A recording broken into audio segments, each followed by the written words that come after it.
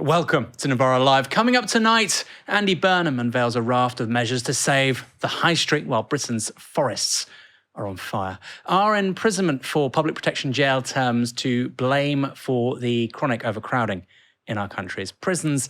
And is shrinkflation the ultimate signifier that capitalism has run out of gas? I'm Bastani, and today I'm joined by Michael Walker. Michael, how are you? Very well. Very honoured to be on today's show with one of the most powerful men in Britain. And we've been banging the drums about vape shops for years now. It's Bastani's Britain and we're just living in it. I've been termed by some Britain's most influential conservative.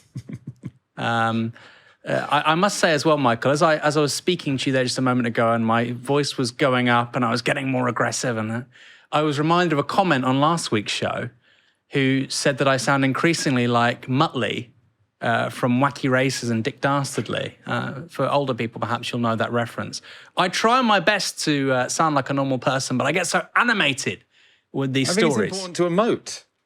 You know, the best presenters do that. Yeah, but I don't want to sound like I don't want to sound like a cartoon dog, like I did just there. You see. Before we get started on tonight's show with some great stories, tickets are on sale for our next Downstream IRL event. That's at Earth Theatre in Hackney. It's going to be a really great event, this one. Ash Sarkar and I will be joined by cultural theorist Catherine Liu and writer Darren McGarvey. That's on the 21st of September. You can get tickets in the link. It's going to be fab. Hackney is always wonderful. When we do these events in December and January, I'll be honest, it's a bit too cold. But September 21st is probably the perfect ambience for this kind of event. I'd love to see you there. I have to say that when we publicise this event on Instagram, it's somewhat polarised people because, of course, trauma is something that people really care about. It's a good thing we didn't call the event Trauma Maxing. That might have looked almost flippant. We didn't do that. Fortunately, it's a very serious event and we'll be covering it with, I think, a great deal of interest and curiosity and, of course, giving it its due importance. And presumably there'll also be questions from the floor. So if anyone does object, they can, of course, come and raise a difficult question. There will. But Darren McGarvey and Catherine Liu, two really distinctive, important voices in that debate. If you disagree with either of them, both of them, like Michael says, come along, get a ticket, say what you think.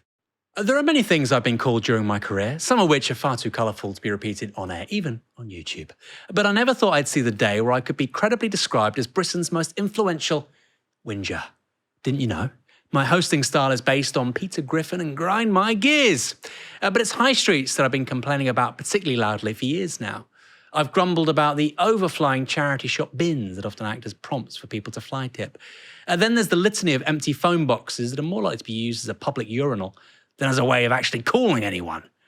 And how about the explosion of vape shops, barbershops and mini-marts we've seen in recent years? All three of those, but that last one in particular, have become emblematic of the decline of the high street and the public realm more generally. In some places, trading standards have claimed up to half of these shops are connected to organised crime, with the sale of prescription drugs and cocaine being documented in some of them.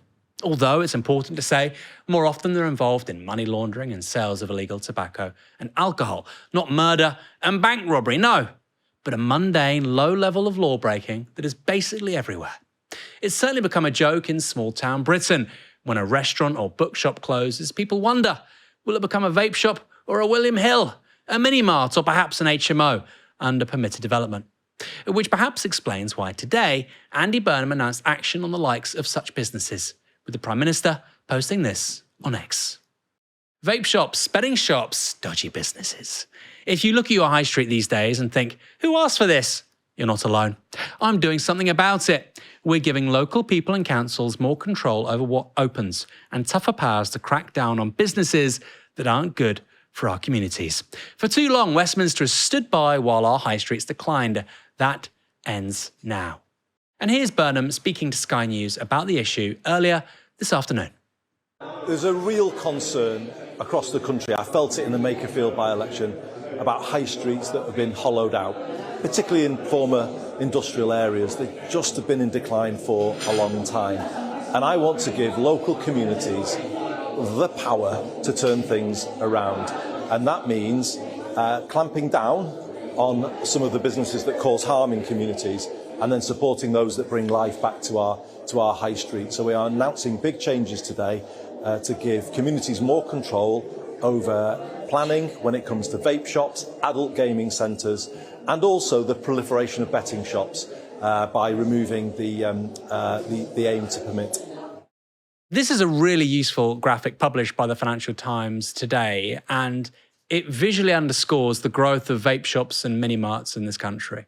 As you can see, the number of barber shops increases by about 600% in the decade following 2015, although I think barber shops are a bit different to vape shops. I'll talk about that more in a minute.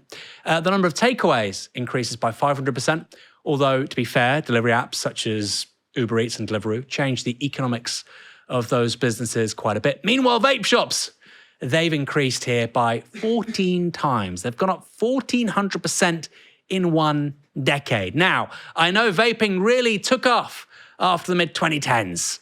I get it, even though I don't vape myself, but 1,400% in a decade seems like a lot. Which is why lots of people think that some of these businesses do more than just sell vapes or provide haircuts, although, of course, many, indeed the majority, are legitimate businesses. Here's a clip from a BBC report months after an initial expose they ran about crime on the high street in the West Midlands. Some gram of cocaine bought on the high street. Cocaine, cannabis, prescription drugs and illegal cigarettes, all for sale on this high street. Bag of weed, £30. Millions of you watched our undercover footage. Couldn't you believe? Yeah. So 3 months on, we've come back to Cradley Heath to see the impact of the BBC's reporting. God, yeah. A&E Market. We bought illegal tobacco in here. It's now been forced to close by a court order. That's the cheapest one. Here's another one, G&G Market. Lambert. Cheap Lambert, but yes. Yeah. Forced to close. Oh, look, there's one. Top G's. Closed down after our reports. Vape Express. Last time we were here, we bought illegal cigarettes. Have we got any cheap, I believe? Yeah, £5. But today, it is still open. Look, every single window at Cradley Market has been shuttered. Everyone, this poster is telling people here that the shops have been closed down after a court order due to the criminality inside these places. I just think the Ape Express, he said to come and see you some weed. How much you want? 20 quid's worth. Lovely. Cannabis bought in a grocery shop. This is a message, not only to the people who live here, but also to people who are selling illegal cigarettes, illegal drugs. All day, closed. International Vape. This is the 6th and final shop that has closed down on this high street. And people here tell us they feel safer now these shops have closed. We were just talking about how Andy Burnham could try and really make the most with these kinds of shutting down, closures by trading standards, by local authorities. And it should have Andy Burnham's face on the front saying, This is Burnham's Britain, no more crime on this high street. yeah. It's a bit like the Trump Gold card, right? The residency card that was available for high net worth individuals and had Trump's face on it. And I mean, it's very smart politics. I mean, he's announcing it in a high-profile way. People, already associate Andy Burnham with caring about those issues, which might not agitate people in London quite as much as they do in smaller towns around the UK. And now he's coming out with a policy that I think people do care about. So, I mean, it's smart. I mean, I was in Makerfield for the by-election and loads of people were talking about this stuff. And I do feel like people in larger cities, but particularly London, it's not so visible because you actually do have not really, you have quite successful high streets. Well, you have very successful high streets. No, I know, but you can go to Zone 3 or something and people say, my high street isn't that great. Yeah. But look, it's a lot better than, lots of bits of the West Mids or the Northwest. Wigan actually isn't too bad, which, a bit of Wigan is in Makerfield. But it was still really conspicuous how many there were. I mean, Keir Starmer was MP, well, still is, I suppose, for Holborn and St Pancras. I don't think many people in Holborn and St Pancras have as their main complaint that their high street is abandoned and there are too many vape shops and too many barbers that don't seem to be cutting people's hair, right? So it does seem like this is an issue where it does make a concrete difference that you have a politician who's sort of representing people from outside of London. I mean, how did you become the id of small town Britain, Aaron? You got married, you had a kid, you moved to Portsmouth, right? And Portsmouth is a city, my friend. But apart from that, yes. It's not a small town, is it? But you know what I mean? There is a difference between London and everywhere else. I mean, maybe, I don't know if central Manchester also has the same issue with this. Although, you know, Oxford Street has these stupid candy stores. So they exist everywhere. But obviously, if you've got one vape shop, one candy store, and it's next to a nice cafe and next to a plant shop, it's not quite so offensive. In Holborn and St Pancras, you know, you'll be at the Oyster Bar at the St Pancras station, or maybe you'll go to the Googleplex. You know, you might not notice the mini marts and the vape shops. But when you're in this part of the West Midlands, it's a bit more conspicuous. And you're right. I'm really on this stuff because I see it every day. Conditions determine consciousness. I walk down a road called Albert Road in Portsmouth, and there's about 10 of these places. I get my hair cut by lovely guys, Elliot and Barry. And opposite them is two other barbers that just opened up in the space of 6 months, and they sort of make jokes about how they buy drugs from them. I don't know if they do. Right, they're joking, but I think you know, they make vague allusions to people being able to just buy cannabis in these places and so on. I don't know if that's true or if that's their primary business or whatever. But these are the kinds of conversations that are in circulation basically everywhere outside of London, and it's kind of the folk politics which Burnham is channeling and getting into. And by the way, if you want to win democratic elections, that's something you kind of have to do. There are two separate issues, aren't there? So there's the issue of, is there crime going on in this premise? So is it a legitimate business or is it a front for something else? But then there's also just the issue of, is this a pro-social use of the high street, right? Yeah. So betting shops, I don't think anyone's suggesting that betting shops are a front for crime, right?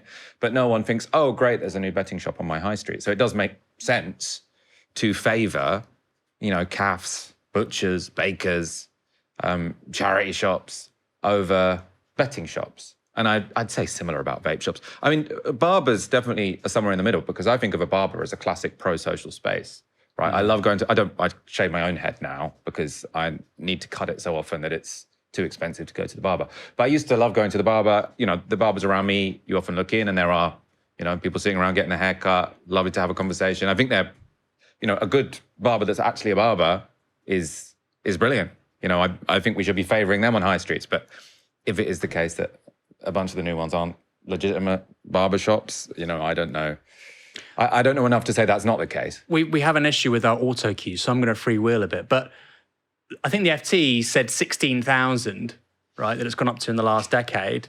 But doesn't seem like there are that many new heads to be shaved. But even if 2/3 of those aren't real, you know, that's still a significant increase. And I think you're right. A big part of the reason why barbershops are rising in number is because low cost of entry, you don't have to pay business rates because they're very small, you don't need much kit, it's very labour intensive, people are going to constantly need them. You know, there are big structural reasons why we have lots of barbershops. And also men are way more image conscious than they were 10 years ago, mainly because of Instagram, right? So I mean, I think men spend a lot more money on personal grooming than they did 10 years ago. So there's a legitimate explanation for the rise of barbers, but presumably also some of it is illegitimate. But it is important to say, you know, we don't want everyone walking down the high street thinking like, oh, that guy in the vape shop, he's probably pretty dodgy, or, oh, new barber's there, bet he's a drug dealer. You know, like that, we could go overboard with this. Yeah. But I mean, Andy Burnham's, he's on the right track. Yeah. I mean, it's important to say that if you live in somewhere like Pompey, there'll be dozens of businesses like this, and there will be some that are almost, you know, statistically, it's very likely that some will be criminal. I mean, where I live in Portsmouth, in the last couple of weeks, actually, we've had places shut down for precisely these reasons. We've lost our auto cue. What a terrible place to be in for somebody as talentless as me. I feel like Obama that time. Or was it Hillary Clinton, Michael, when she lost her auto cue and she just went... She just had a meltdown. She had a meltdown. I need to be more like Trump, just free will. You're going to go on the weave. Yeah. I mean, there is also a strong social democratic argument to be made here, which is, you know, I suppose, again, the crime argument is somewhat separate, but in terms of what businesses does one want to promote on a high street and what does one not? You know, obviously there is the free market argument, which is to say, well, wherever people want to shop, you know, whichever business can make the most money, whichever business can pay the most rent, that is the business that should occupy that plot on the high street.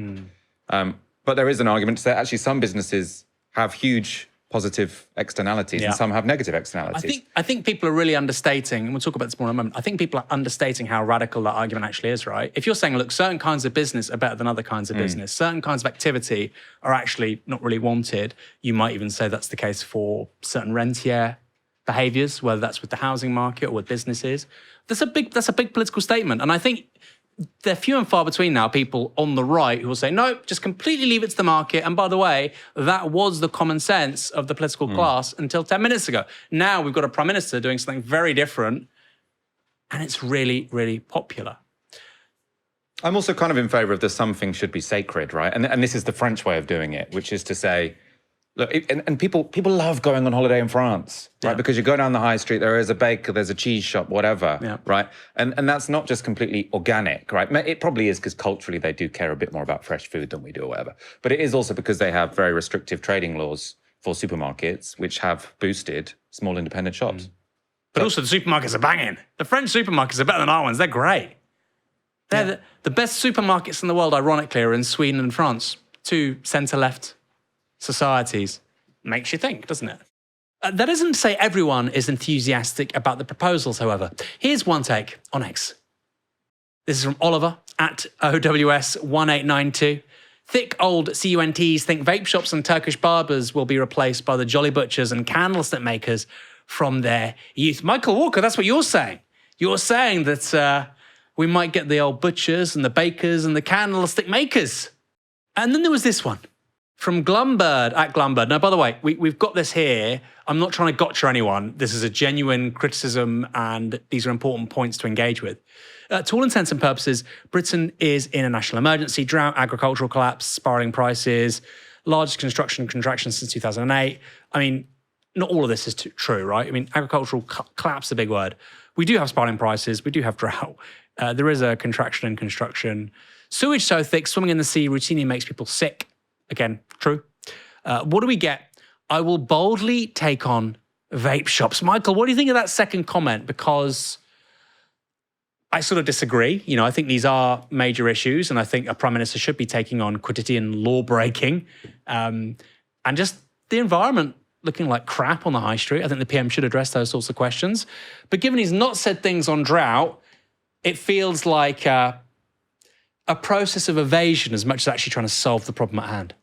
I mean, I do agree that this summer we really could have had a bit more political leadership when it comes to climate change. We are living in sort of extraordinary times. And I think it would be helpful to have politicians stand up and say, this is what we're going to do about it. I think there would have been a bit more space to do that with this new government. Didn't even need to be Andy Burnham. Maybe it could be someone else in the cabinet who sort of stands up and says, this is a really big deal and we're going to do this.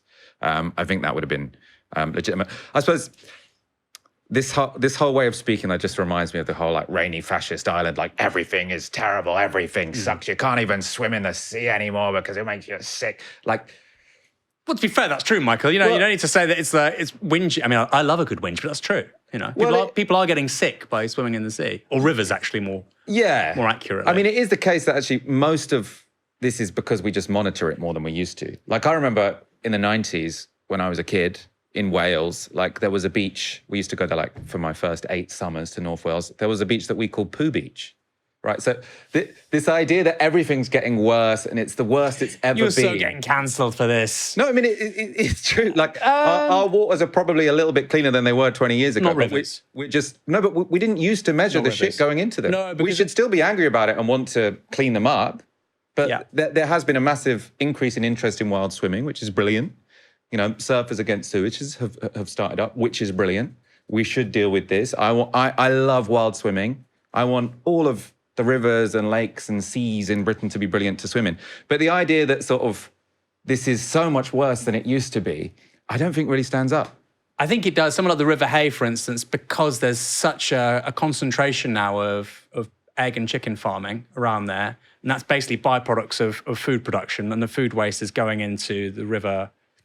Wye, not Hay, sorry. I'm showing my literary proclivities. The River Wye, and that's been destroyed really by animal agriculture. But do we have evidence that it was better 20 years ago?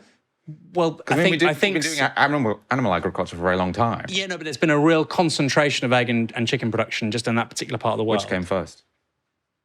Michael Walker. We're going to talk more about the climate stuff, don't worry. Of course, it's a reasonable criticism of Burnham, whatever you think of his moves elsewhere, to highlight the fact he isn't really talking about the fact that 3/4 of England is in drought. It's particularly glaring given it's now official that this is indeed the warmest summer on record. We were talking about it being a hot summer. The Met Office has just announced that the UK is on course to record its warmest summer on record for mean temperature. We're only going to need average conditions for the rest of August to surpass the record. And that record was only set last year. So provisional Met Office statistics show that the UK's mean temperature for the summer so far, which is the 1st of June to the 10th of August, currently stands at 16.48 degrees Celsius, which is almost 2 degrees above the 1991 to 2020 average. And to equal the UK's summer mean temperature record of 16.12 Celsius, which was set in 2025, the remainder of August would only need to average 0.21 Celsius below the 1991 to 2020 long-term average for the meteorological summer. So any warmer than this would establish a new UK record, and the records started back in 1884. So very, very likely that the UK is on course to record its warmest summer on record for mean temperatures, according to the Met Office. So we're on course for the warmest summer on record, although I must say it sounds less impressive when you realise that the record being broken was in fact set last year in 2025.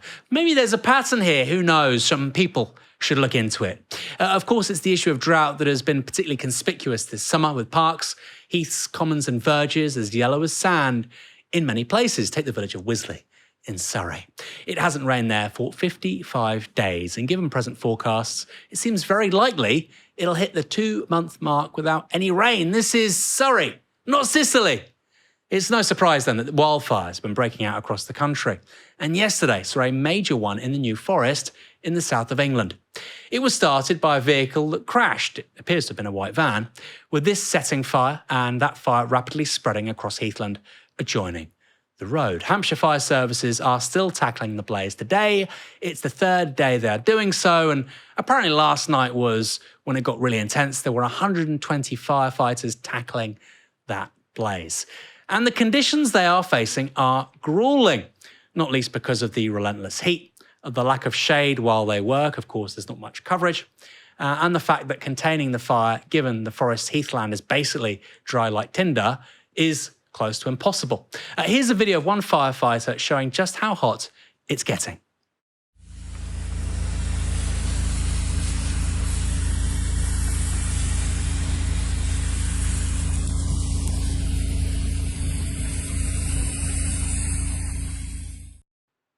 I mean, that's crazy, isn't it?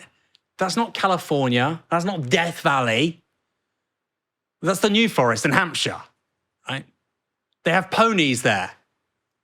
It's quite a relaxed, chilled place. I mean, I live nearby. I love the New Forest. I have to say, actually, the screensaver in my phone is the New Forest.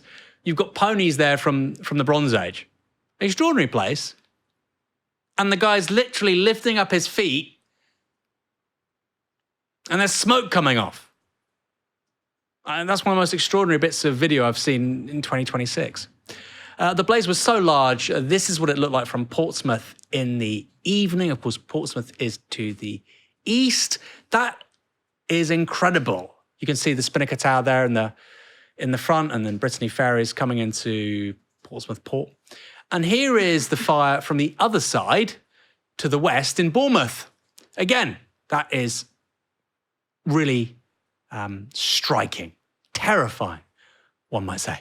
Here's New Forest Ranger Gilly Moland speaking to Sky News earlier today. How devastating is this for the flora and fauna of the New Forest? Absolutely devastating. We're globally important here for the plant and animal species that we've got. Heathland is actually rarer than the rainforest. So to lose some of that is absolutely devastating. We have, some really key species. We've got all of the UK's native reptile species. We've got birds such as the nightjar and Dartford warbler, all of which rely on this area to breed. So it really is quite devastating, and losing things such as some ancient beech trees that we know were in part of this area, they're kind of 300-400 years old, and there's no way that we can kind of get those back. Do you think much of the wildlife has managed to escape? Yeah, I know there's been a lot of concern. Obviously, we have free roaming ponies and livestock down here in the forest, so they have been able to, are very mobile and have been able to get away to safer ground.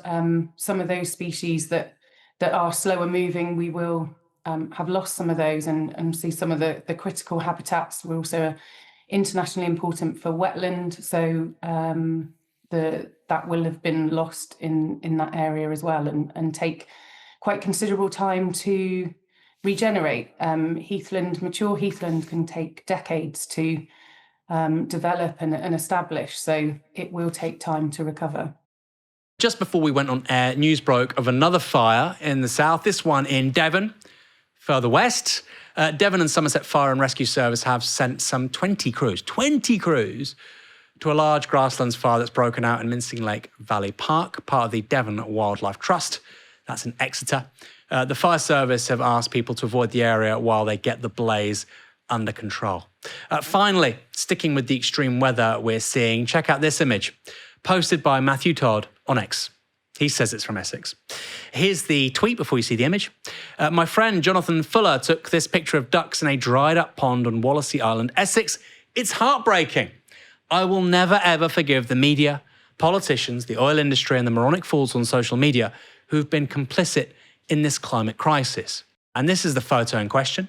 I mean, this is striking, to say the least. It's arresting. It's visually arresting. You've got, for people who can't see this, you're listening on the podcast, you've got a mother duck and she's got maybe, 6, 7 chicks behind her. They've been born in the last couple of weeks. They're walking on what was previously a pond. It's dried.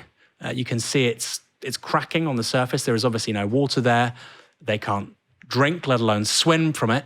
And they certainly can't eat anything from it. And I would imagine without the help of local people, which I'm sure will be the case, I'm sure locals in Essex will provide water for these creatures. Without those people, of course, these animals would die. By the way, as is the case in the New Forest, huge numbers of animals, ground nesting birds, nightjars and so on, will have been killed in those wildfires. And yet you have people on social media who say this is normal, right? The climate's always changing. Didn't you know that the BBC Radio Times said that actually it was going to get colder in 1974? Peter Hitchens says that. And by the way, I agree with Peter Hitchens on many things. But this is crazy, Peter. This is ridiculous. This is ridiculous. We've got firefights in the New Forest looking like people fighting wildfires in Southern California or Nevada. We've got ducks in Essex just walking through what was a pond. It's now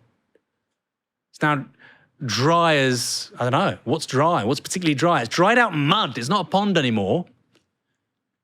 We've got Hackney Marshes. Look at the football pitches there. It's like something from the Dust Bowl in 1930s America. But we still have significant parts of the political and media establishment in this country saying nothing's out of the normal here. Nothing's unusual. Okay, it's a warm summer. Enjoy it. Enjoy it.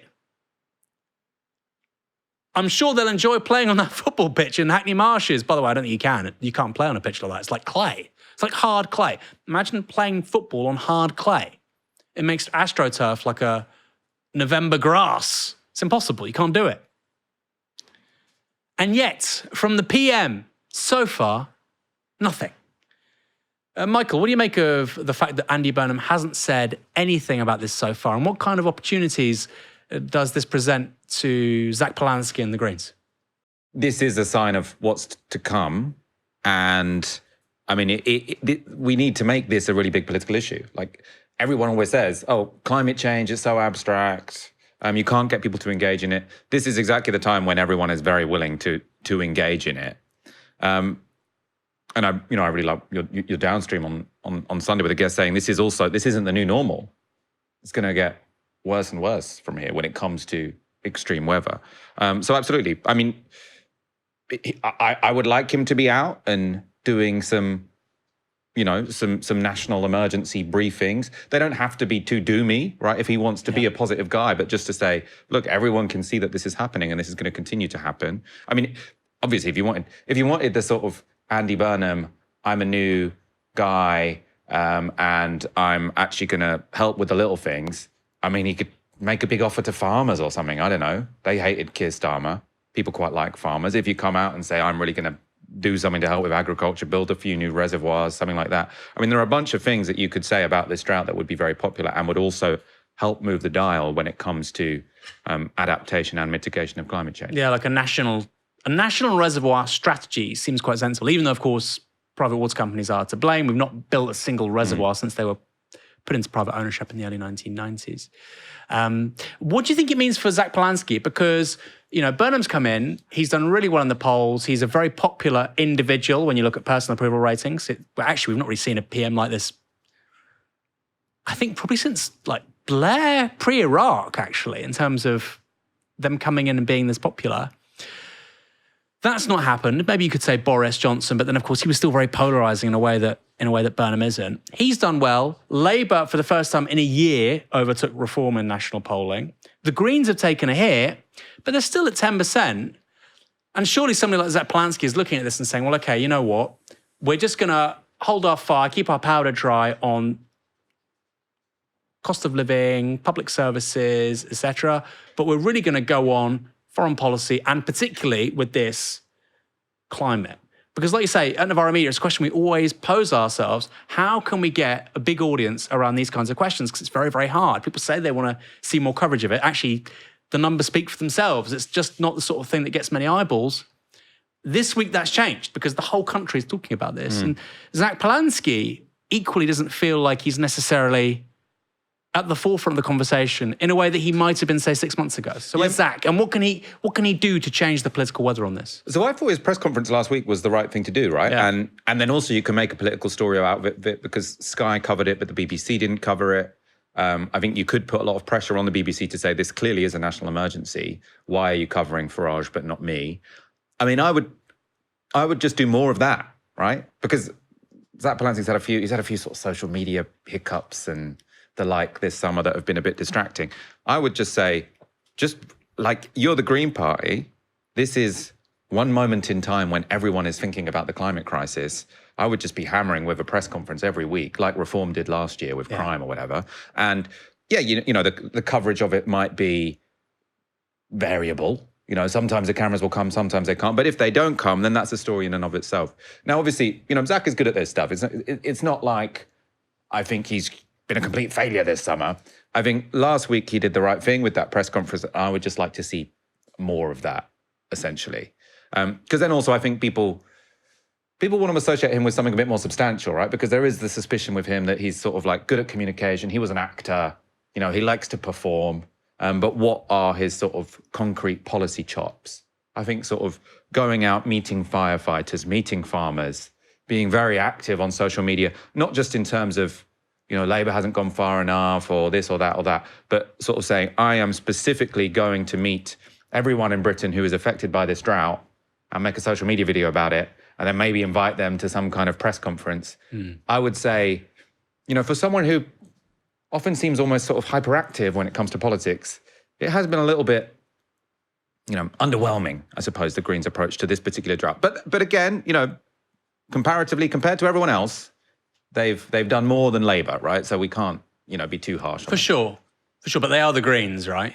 Yeah, this should be their bread and butter. This should be their bread and butter. This is like, if there was 3,000 people come over the English Channel in one day, Reform, you're going to hear from Reform. Yeah, the press conference is then. Nigel Farage is going to be giving a press conference down at Dover. I feel like maybe there is a lack of, I don't like to use this word because it almost sounds childish to say this, theatre, when, nightjars and, wildlife are dying. People are losing their businesses, right? There are businesses in Lyndhurst, in just adjoining where we showed you from the New Forest, that they will not be open today and yesterday and tomorrow and probably for a week. And there's an economic impact for all of this, of course, as well. But there is also the theatrical element, which we have to be honest about it. We have to be real about it. Reform do really, really well. And I would like to see Zach Polanski and Rachel Millward and Motin Ali in front of heath or woodland pasture, which has just been burnt. And I would like them to be blaming Rupert Murdoch and the billionaire press and the political elite, because nobody is going to disagree with that, literally nobody. And I think sometimes actually the Green Party and Greens generally don't lean on conservation enough, right? Like even Nigel Farage, when he announced that he was going to stand for office in the last general election, he's in the Kent countryside with his dogs, wearing a gilet. He's trying to present himself as a country squire. And I feel like, actually, I think of Zach Polanski as a city politician, which is great. I love cities. He's probably going to stand in London. Of course, he's a member of the London Assembly. I get it. But, like you said, your bread and butter as a Green politician. There is also a lot of political space here, specifically because, Labour are, you can argue about Rosebank and Jackdaw and sort of say that, he can come out and he would say that in a press conference, as he should. This is North Sea oil, right? But the big issue, sort of the most outrageous thing this summer is we've got the Tory party and Reform both saying this is the time to abandon net zero, right? So if he comes out and says no one in this country is making the argument for net zero, right? It's insane that we have the hottest summer on record. Yeah. We haven't had the rain in parts of the country for 55 days. And the main political conversation is whether to abandon net zero. This is insane, right? I think that would be relatively impactful. And again, it wouldn't be easy. You would have to fight for coverage because there's no point in pretending that, Sky and the BBC are going to be as keen to turn up to the Green Party press conference as they are to Nigel Farage's press conference. But there is a message and an argument that can be made a bit more aggressively, I think, this summer. Yeah. I will also finish with this because particularly broadcast journalists, yeah, they have an agenda. Yeah, they're in the pockets of elites. But also, when there is just strong footage and B-roll, yeah, if it's strong visuals, they will actually just gravitate to the story. And that's the case with things like what we're seeing in the New Forest. So, make the most of that. Again, it's not a nice thing to say, right? But that's just the reality you're working with. The Greens, big opportunities, and I don't think they're taking them. But you're right, keep on plugging away. Britain's prisons are buckling at the seams, with a little under 90,000 people currently serving custodial sentences. That is a number that grows year on year. It's constantly going up, with the prison population just about doubling since 1990. That means our prisons are currently at 99% capacity. To address the problem of overcrowding, the government has introduced an early release scheme, meaning that from October, some 5,000 prisoners serving sentences of longer than 4 years will be set free at the halfway point of their terms, rather than the usual 2/3 mark. Child sex offenders, rapists and groomers were excluded from the programme, but prisoners convicted of manslaughter were not. That's been particularly controversial because, as a result, 2 of the 3 convicted killers of the 28-year-old police constable Andrew Harper are eligible to be let out early as part of the scheme. Harper was killed in 2019 when 3 teenagers attempting to steal a quad bike drove their car at speed for a mile, dragging the police officer with it. All 3 defendants were charged with murder, but were cleared of that charge by a jury at trial. Instead, Henry Long was sentenced to 16 years in prison for manslaughter. His 2 co-defendants, Jesse Cole and Albert Bowers, who were both 17 at the time of Harper's killing, were sentenced to 13 years each for manslaughter. That sentencing happened in July 2020, in the middle of COVID, meaning Cole and Bowers will have served half their sentence by early next year. The public backlash was immense at the time, and it still is. A petition to block their early release has so far gathered over 900,000 signatures. And today, Prime Minister Andy Burnham tried to address the issue, releasing this statement online. I've spent recent days considering in depth all of the issues involved and the range of advice I have received. I've been pushing for further progress. I have not accepted that it is impossible to do more. As a result, I have asked the Justice Secretary to fast-track the development of a plan for presentation to Parliament early next month to create more headroom within the prison system. I'm increasingly confident that a more focused approach along these lines will allow us to reduce the number of people released early and, in the case of the most serious offenders, like those convicted of the killing of PC Harper, prevent their early release altogether. So it sounds like there's going to be an act of Parliament that basically stops certain people being subject to early release. Now, in his statement, Burnham mentioned 3 areas where he thought pressure on prisons could be eased, including removing convicted foreign national offenders to their home countries more quickly, and housing some male prisoners in some parts of the women's prison estate. I'm not sure how that will go down or whether it would even be legal. But the third option that'll be looked at is not only very credible, it's also a national scandal. That's the matter of what Burnham called the long-running injustice of people who were given indefinite prison sentences under the Imprisonment for Public Protection scheme. This is really extraordinary. From 2005 onwards, Tony Blair's government gave British courts the power to jail people indefinitely for a range of crimes, including relatively minor ones. Most sentences in Britain have a fixed term set by a judge within a range set by law and based on a number of intersecting factors. Now, a prisoner may come up for parole before the end of their term, usually at the 2/3 mark. If they get it, they're released on licence until the end of their term. But if they don't, they're still set free when they've served their time. There are some exceptions, like whole life orders, but on the whole, that's how the system works. But imprisonment for public protection jail terms were different. They had no end date, only a minimum term, meaning there was no date where their time had been served and the person subject to it had been guaranteed freedom. It was a bit like Kafka's trial. At that point, a prisoner came up for parole, but there was no guarantee they'd get it. They could go up for parole time and time again and fail to get it each time, meaning someone who committed a crime normally carrying a sentence of a few months or years could find themselves incarcerated for decades. And I shouldn't be talking in the conditional because, as you'll see in a moment, this happened to some people. And if they were paroled, they could be put on licence for 99 years, meaning the potential to be returned to jail at any time throughout their entire lives. This sounds made up. It's not made up. It's very real. And frankly, it's reprehensible. It also didn't apply to only adults. Children could be sentenced under similar powers.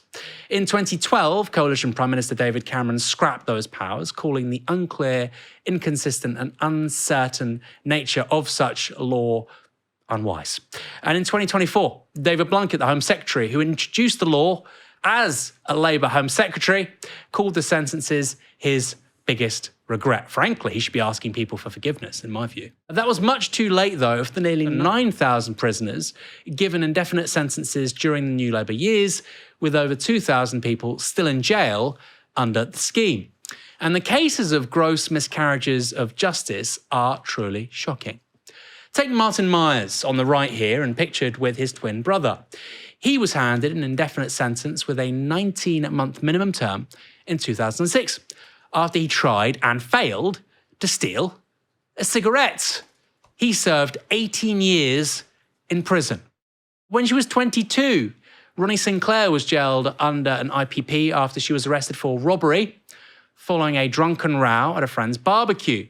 She served 16 years in prison for a crime that involved breaking a plant pot and tearing up a betting slip. There's also Abdullahi Suleiman, who was handed a minimum sentence of just under 4 years in 2005 for stealing a laptop. He's still in prison 21 years later, and he has no idea when he's going to get out for stealing a laptop. I'm not a fan of people who steal laptops, but dare I say that's excessive. You can imagine the strain of never knowing whether you'll get out of prison years and years after serving the usual sentence for your crime. At least 94 people under IPPs have taken their own lives, utterly extraordinary. And many people are still serving sentences under a law that we scrapped nearly 15 years ago. In July, the UN urged the UK to end IPP sentences, warning of serious human rights violations. And today, lawyers have written both to the Justice Secretary Alex Norris and the High Court to start a legal action over the sentences.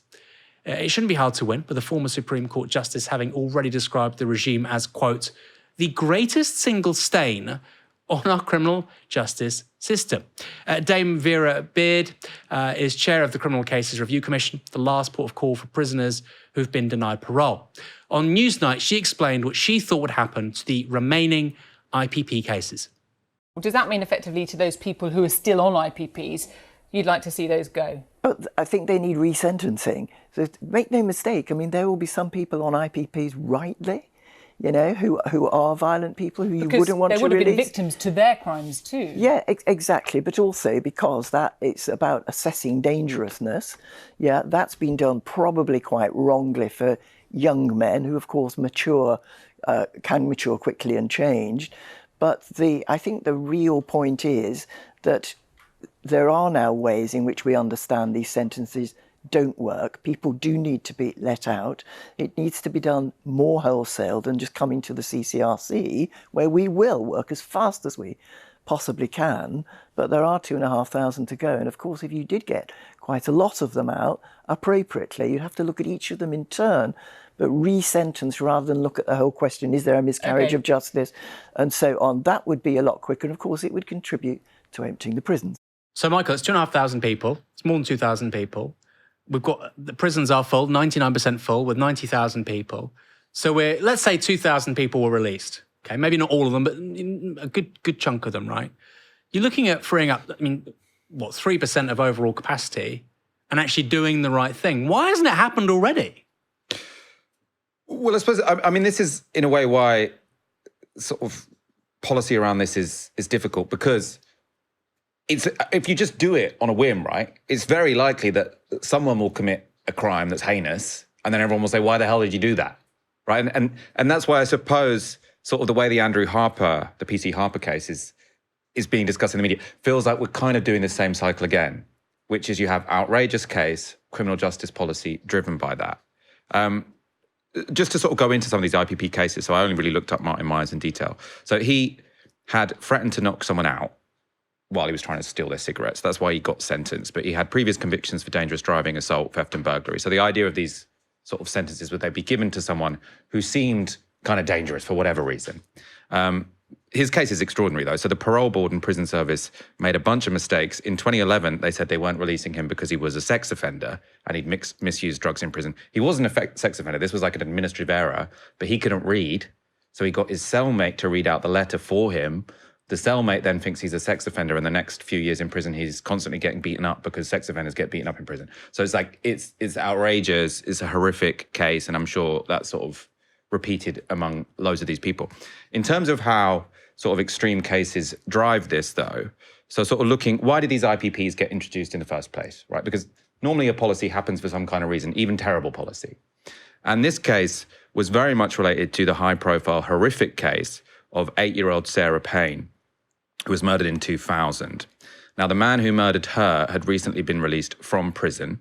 Now, police and psychiatrists both thought he remained dangerous, so they both thought he was likely to commit serious crimes, essentially against children, but he had reached the maximum term of his sentence, so he was released, right? So the government look at this and they say, well, this is a high-profile, horrific case. Everyone is saying something must be done, right? This innocent 8-year-old child has been killed.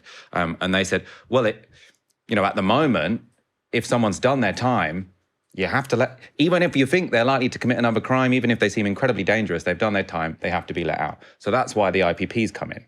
Then the IPPs end up, you got a bunch of people just indefinitely sitting in jail. A big problem is that the parole service is under-resourced, so you're not in a position to be able to actually make an accurate judgment whether someone is safe or not.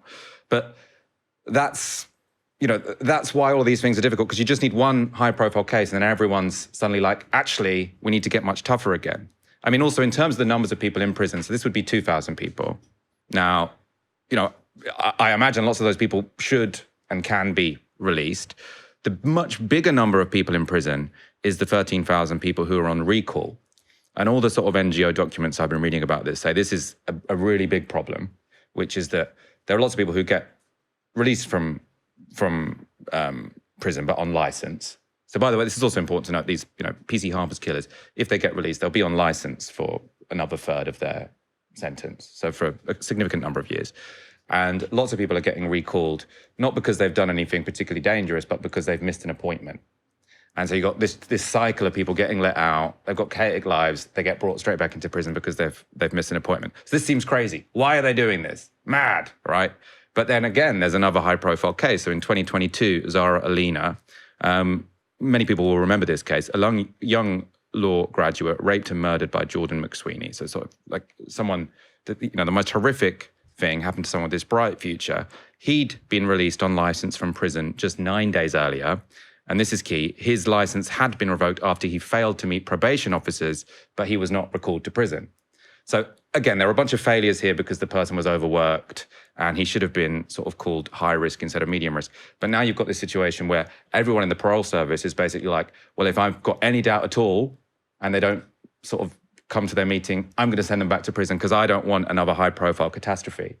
And so lots of this is driven by high profile catastrophes. And I think we do need to keep that in mind when we're thinking about PC Harper's killers, which is sort of, it's very easy to take a high profile case and say, this means all the rules have to be changed. Then all the rules are changed, and then you end up with a bunch of situations like this where people are in prison for much longer than they need to be. So that's really intelligent commentary and context for people watching and listening, and it's really valuable. I get all of that, Michael. But I don't know any other criminal justice system in the world that has IPPs. I mean, I could be wrong, where you basically have this rolling sentencing sort of strategy, and you don't have a maximum sentence, you have a minimum sentence. Now, if you were to make the argument with regards to all those cases, and that's why we should have much longer sentences, that's why we should have people in custody, for twice as long as they presently are. I mean, we can make that argument, we can have that conversation.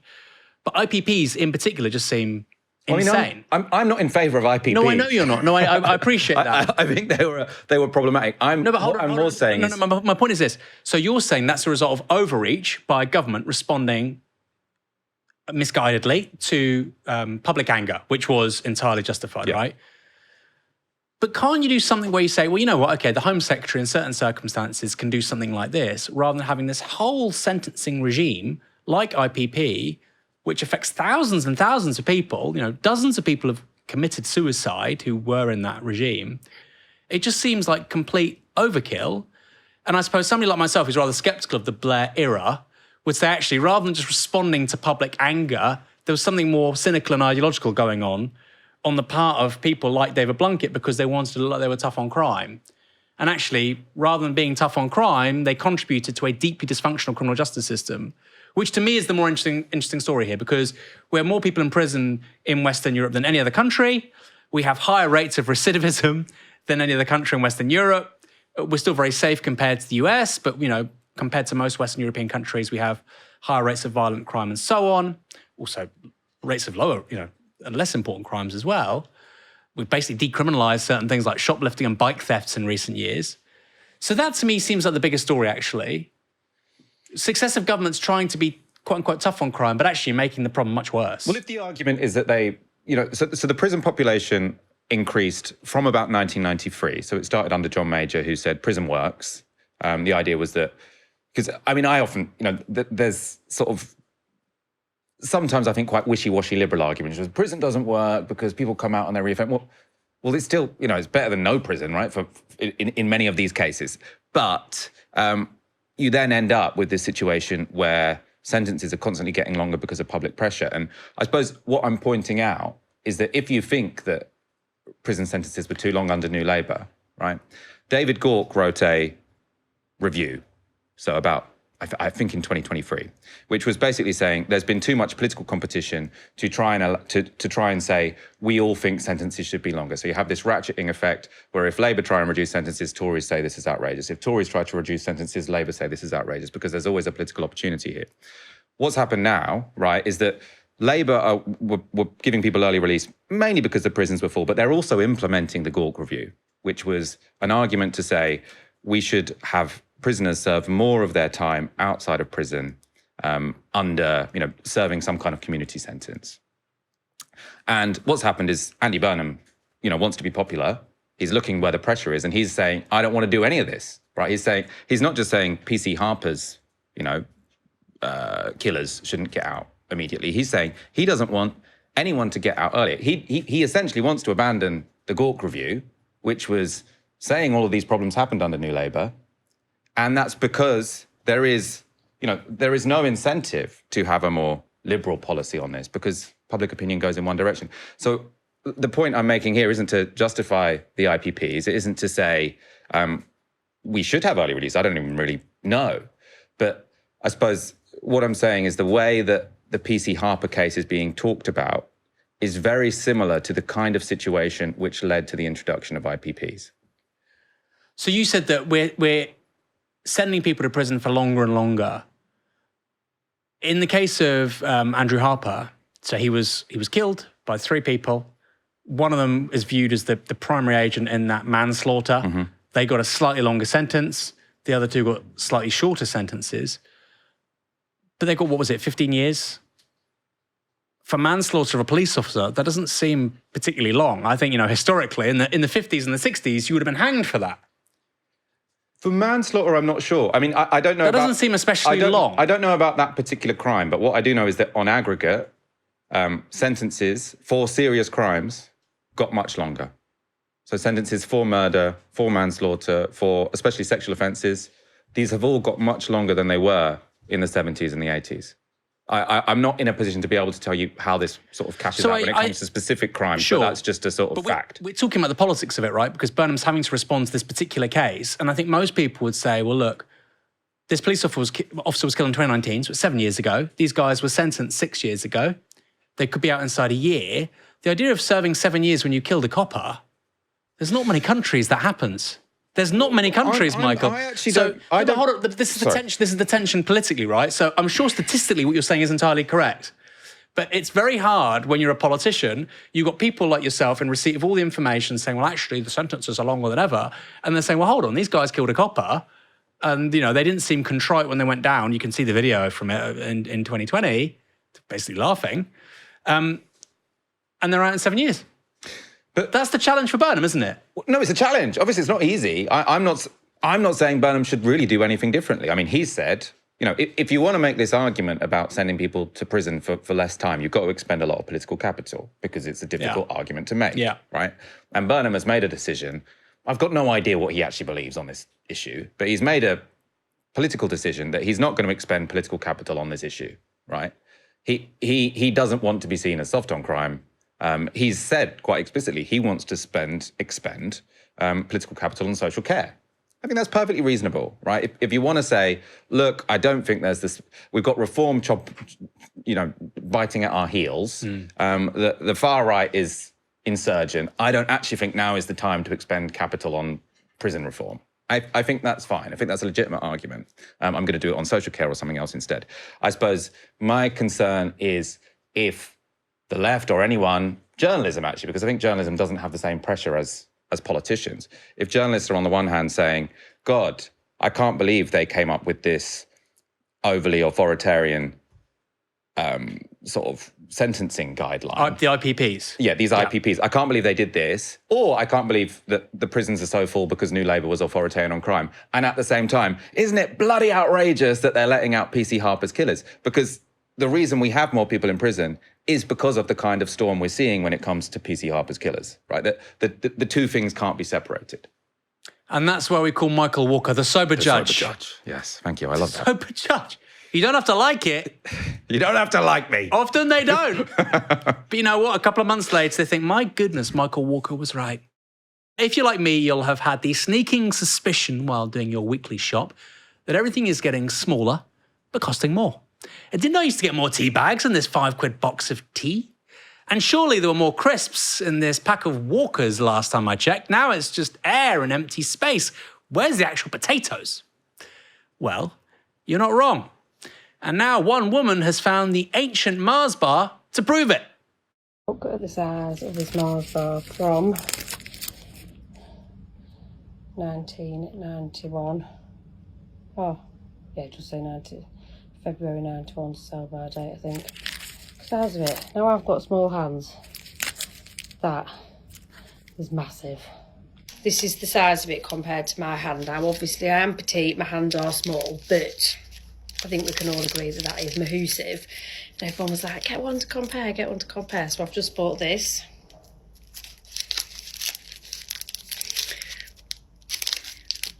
£40 grams. And this cost me £1. There's no price on this, which is really unfortunate because it was probably like 25p or something. But look at the difference. So one's 40 grams, one is 60 grams. Bear that in mind, or 61 grams. That was Victoria Gordon, who discovered the Mars bar while cleaning out a hoarded property. That's what she does on her TikTok account. Now, when she guessed the price of a Mars bar in 1991, she wasn't far off, it turns out. It would have been about 30p, or just over 70p in today's money, once you factored in inflation. A Mars bar from Tesco, this is 51 grams, so this is slightly bigger than the one she had. That's £1.20, right? That's £1.20. So the bar is smaller than before, there's less cocoa than before, but it costs 40% more. Make it make sense. Responding to a request for comment from the BBC, Mars said this. Over the last 35 years, we've made a number of updates to our bar sizes and pack formats to reflect consumer demand, alongside considering wider external factors such as manufacturing costs and the price of cocoa. Cocoa prices did indeed soar last year, raising the price of chocolate universally. But that doesn't explain why the product got much smaller and much more expensive over time. And it turns out Mars bars aren't the only products slowly fading away. Please look at these examples of not only shrinkflation, but simultaneous old-fashioned inflation, released by Which magazine in October last year. You can see here Aquafresh. Complete Care Original Toothpaste was £1.30 for 100ml, now £2 for 75ml. Sainsbury's Scottish Oats, my favourite, £1.25 for 1 kilo, now £2.10 for 500 grams. I love it. Quality Street Tub, £6 for 600 grams, £7 for 500 grams. So you are paying more, significant inflation, but you're also getting less, right? That's why they call it shrinkflation. Those changes all happen in the space of a single year. 1 year.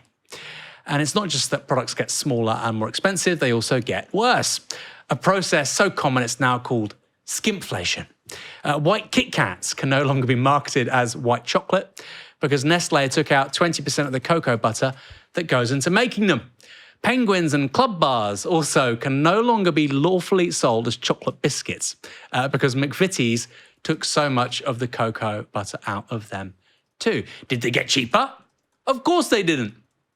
This is from the Grocer magazine. Following Kit Kat Chunky White's overhaul, pre-promotional shelf prices of 4x40 gram packs have soared by 50%, from £1.50 to £2.25 in Sainsbury's and Morrisons. So it's not even technically chocolate anymore. It's getting smaller and it's getting more expensive. Sounds like a bad deal.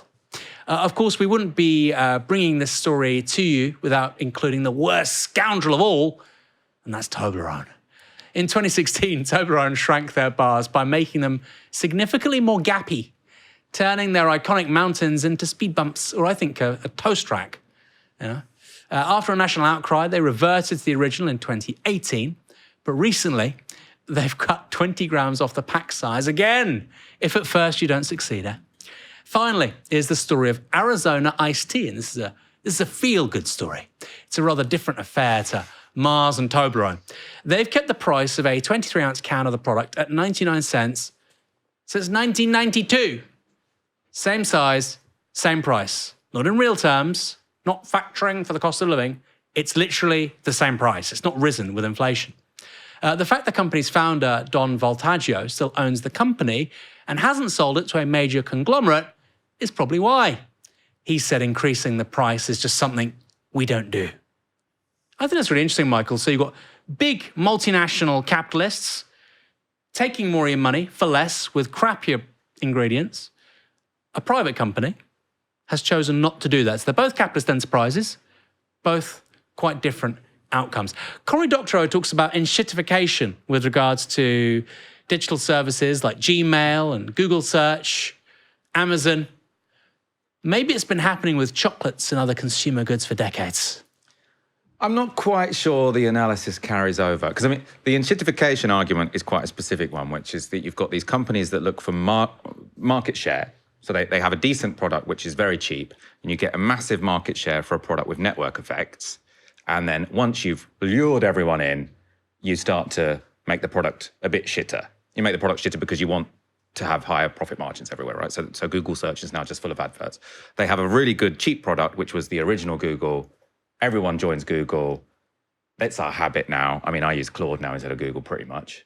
But that's enshittification. That works. Now, when it comes to sort of shrinkflation, I mean, that is mainly because the input costs are going up. Right? There's some sort of debate about whether greedflation is happening or whether it is input costs. The Competition Markets Authority 2023 said supermarkets weren't profiteering, so their margins remained fairly low. Even though their profits are high, but their margins are low.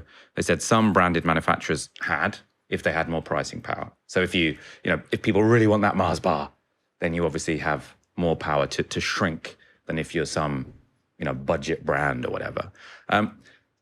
So there's a bit of it, but I don't think, I think this is more about, the price of cocoa going up. Partly it's because of climate change, partly it's because of demand in different parts of the world. But no, I don't think it carries over, but maybe you disagree.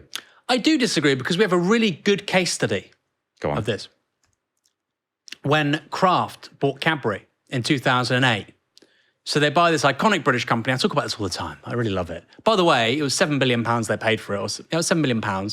And they got the money loaned to them by the Royal Bank of Scotland, which was owned by, guess who, Michael? Owned by? RBS. Who owned RBS 2008? Kraft. Us! Oh. The British taxpayer.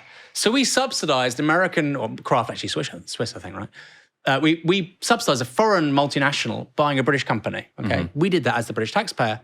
They then relocate outside the UK for tax purposes. So the taxpayer has subsidised less tax. They put in less cocoa. They relocated some production. They put in more sugar. And they laid off a ton of people that were making Cadbury's chocolates in the West Midlands. So this to me is a really great example of a multinational getting a product, making it cheaper, and trying to basically get better margins. This is what they do. And you see it with asset managers as well, right? You see asset managers like Blackstone, they buy Thames Water.